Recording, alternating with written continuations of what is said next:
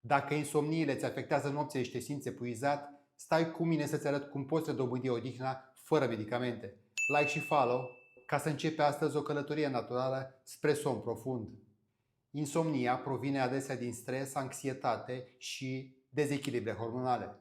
Durerile, oboseala mentală și preocupările legate de viață pot bloca mintea și împiedica dormirea. Înțelegerea cauzei reale te ajută să găsești o soluție naturală pentru un somn odihnitor și un echilibru profund. A venit la cabinet o doamnă care de mulți ani se lupta cu gândurile care nu o lăsau să adormă. Încercând totul, a aflat de terapie hiperbară, o metodă naturală care prin oxigenarea profundă a creierului stimulează relaxarea și echilibrul mental. Cu fiecare sesiune, corpul ei începea să se refacă, tensiunea se reducea, iar mintea ei găsea răgaz de a se liniști.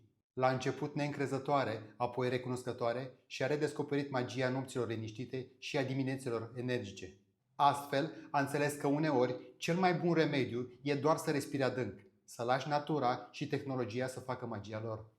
Vrei și tu nopți cu somn odihnitor și dimineți pline de energie? Scrie-mi odihnă pe WhatsApp pe telefonul din bio și îți trimit protocolul meu pentru somn liniștit și odihnitor. Și urmărește-mă pentru soluții naturale care te pot ajuta să adormi ușor și să te trezești plin de energie, pentru că merită să fii sănătos.